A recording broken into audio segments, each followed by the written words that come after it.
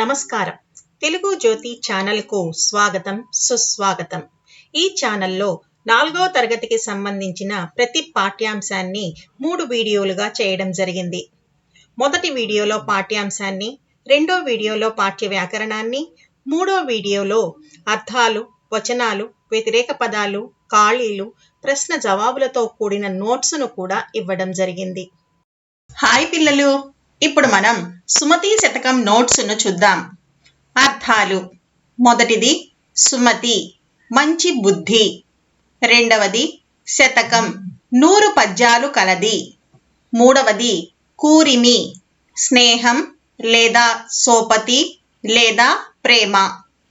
నాలుగవది పామరుడు, తెలివి తక్కువ వాడు. ఐదవది నెపము, తప్పు, వంక. వచనాలు: ఏకవచనం, బహువచనం. మొదటిది పుట్ట, పుట్టలు. రెండవది బంధువు, బంధువులు. మూడవది చీమ, చీమలు. నాలుగవది సర్పం, సర్పాలు.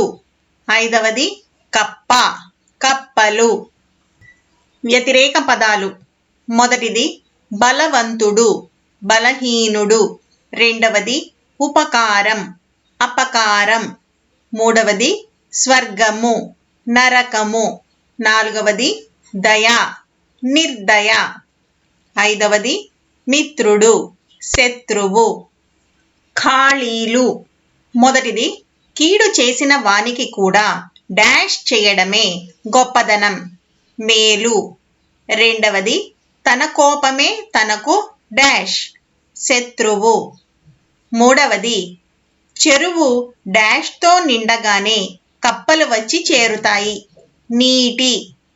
నాలుగవది అమాయకుడు అత్యాశతో ధనాన్ని కూడబెడితే అది డాష్ పాలవుతుంది, రాజుల. ఐదవది కూరిమి గల దినములలో డాష్ కనిపించవు, నేరములు. ప్రశ్నలు, జవాబులు. మొదటి ప్రశ్న: అపకారికి ఉపకారం చేయడం గొప్ప, దీనిని సమర్థిస్తూ రాయండి. జవాబు: మనకు మేలు చేసిన వాడికి మేలు చేయడంలో గొప్ప ఏమీ లేదు, కానీ మనకు కీడు చేసిన వాడికి కూడా మేలు చేయడం అనేది గొప్ప విషయం. రెండో ప్రశ్న: తన కోపమే తన శత్రువు అని ఎందుకంటారు? జవాబు: మనకు కోపం వచ్చినప్పుడు విచక్షణ కోల్పోయి అన్నీ చెడ్డ పనులే చేస్తాము. దానివల్ల మనం ఎంతో నష్టపోతాము. కాబట్టి మన కోపమే మనకు నిజమైన శత్రువు అని అంటారు. మూడవ ప్రశ్న: నీతిపరుడు అని ఎవరిని అంటారు? జవాబు: ఎవరు ఏమి చెప్పినా విన్న వెంటనే తొందరపడి ఒక నిర్ణయానికి రాకుండా సత్యాసత్యాలు తెలుసుకొని నిర్ణయాలు తీసుకునే వాడిని నీతిపరుడు అని అంటారు.